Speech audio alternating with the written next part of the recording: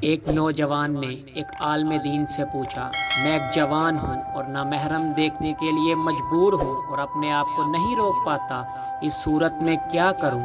عالم دین نے اس کی بات پہ غور کیا اور اسے ایک برتن دیا جو دودھ سے لبالب بھرا ہوا تھا، اور تاکید کی کہ کوزے کو فلاں جگہ تک لے جاؤ اور خیال رکھنا کہ دودھ نہ گرے۔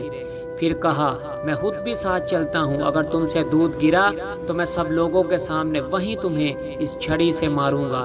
جوان کوزے کو صحیح و سالم منزل تک لے گیا، اتنی احتیاط سے کہ ایک قطرہ بھی دودھ کا نہ گرا۔ تب عالم دین نے اس سے پوچھا، راستے میں کتنی لڑکیوں کو دیکھا؟ جوان نے جواب دیا، کسی کو بھی نہیں، میں اس فکر میں تھا کہ دودھ کو احتیاط سے منزل تک پہنچا دوں تاکہ لوگوں کے سامنے مار کھا کر ذلیل نہ ہوں۔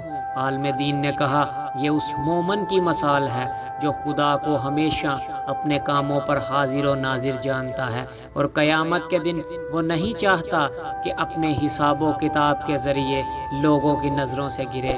ایسی مزید اچھی ویڈیو دیکھنے کے لیے ہمارے چینل کو سبسکرائب کریں۔ جزاک اللہ۔